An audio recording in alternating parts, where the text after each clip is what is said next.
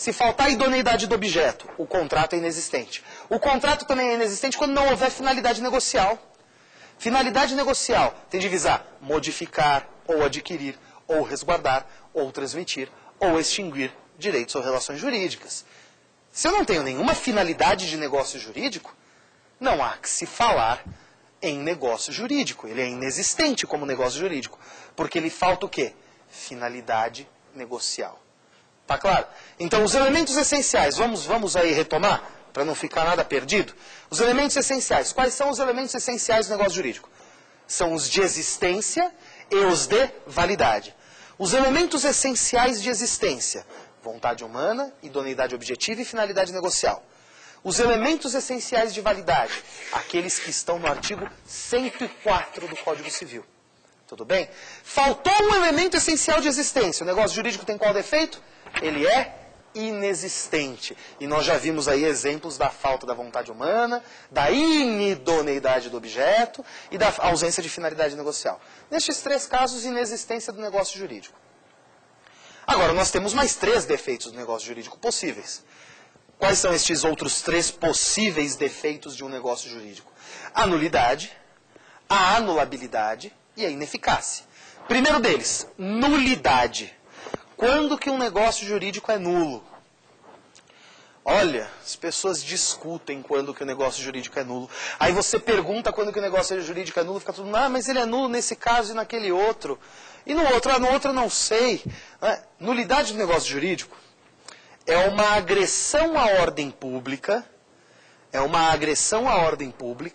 legalmente qualificada como nulidade. E isso é muito importante.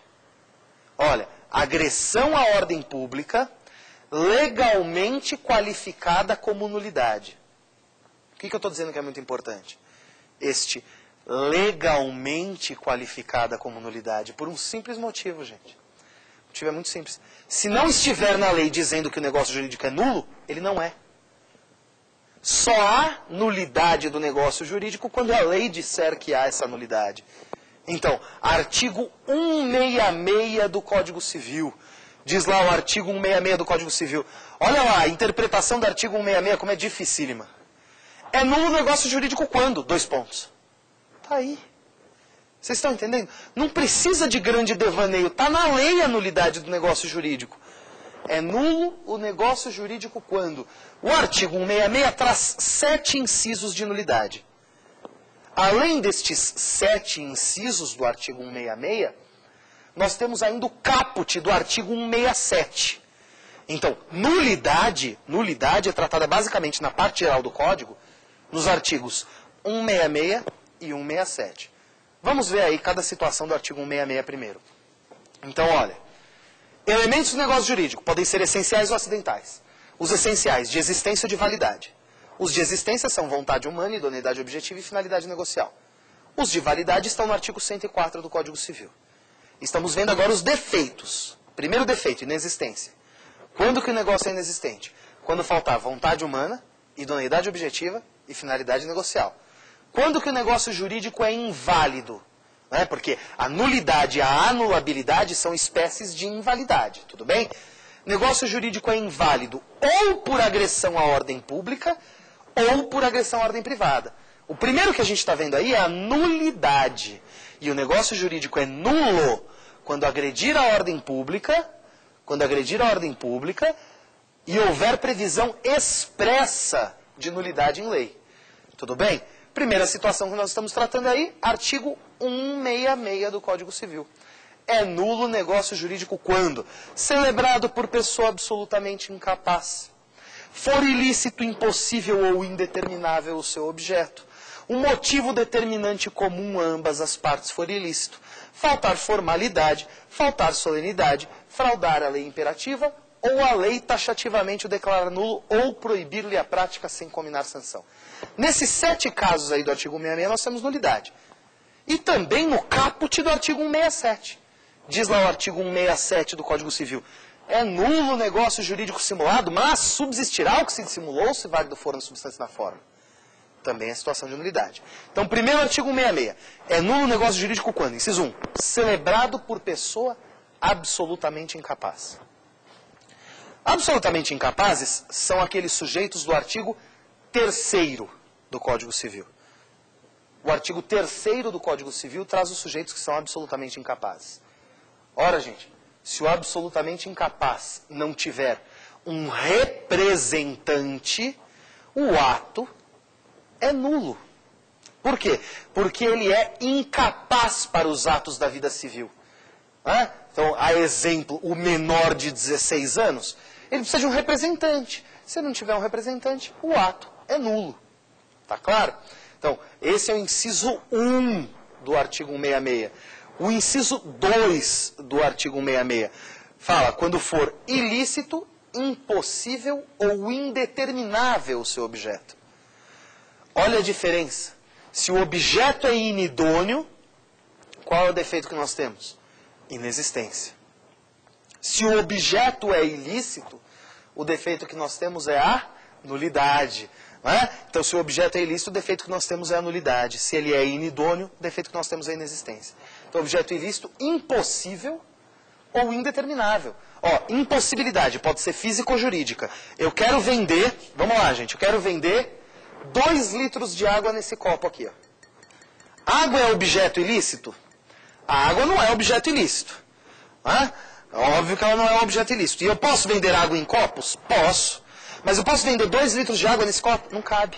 Essa impossibilidade é o quê? Física. Diante dessa impossibilidade física, o que é que nós temos, hein, gente? Nulidade do negócio jurídico. A impossibilidade pode não ser física, mas ser também jurídica. Imagina que eu quero vender 10 metros de frente da praia.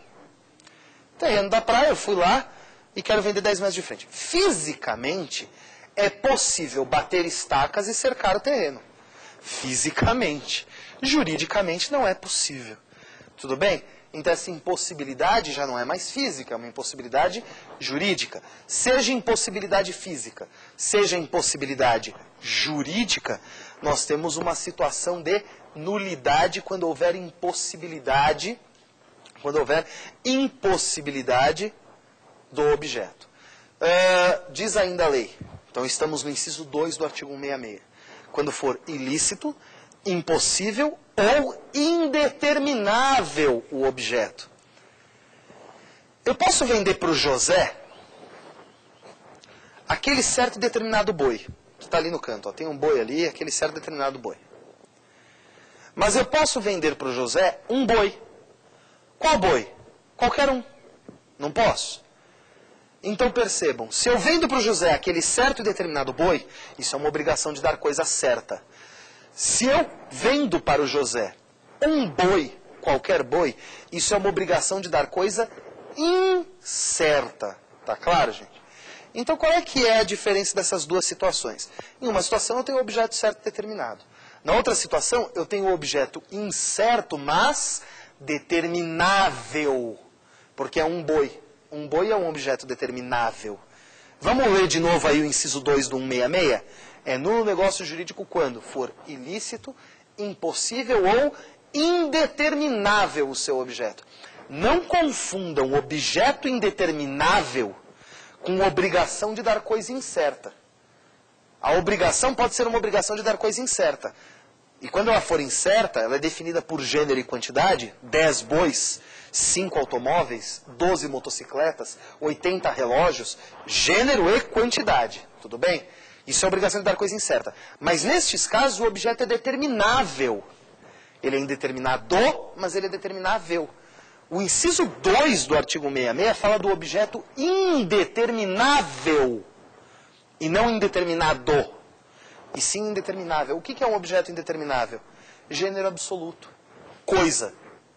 Fábio se obrigou a entregar por 10 mil reais uma coisa a José. Que coisa? Isso é gênero absoluto. Não pode. Eu não posso determinar o objeto assim.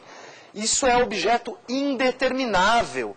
E sendo o objeto indeterminável, gente, a situação clara e evidente que se apresenta é de nulidade do negócio jurídico. Então estamos aí na nulidade. Vimos o artigo 166, inciso 1, celebrado por pessoa absolutamente incapaz. Vimos o inciso 2, quando for ilícito, impossível ou indeterminável o seu objeto. O inciso 3 agora, Fala do motivo determinante comum a ambas as partes ilícito.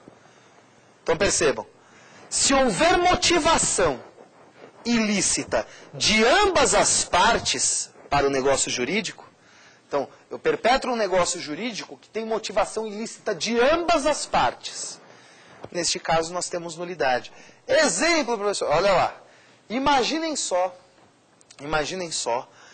que eu fui citado lá numa ação de execução. Tá?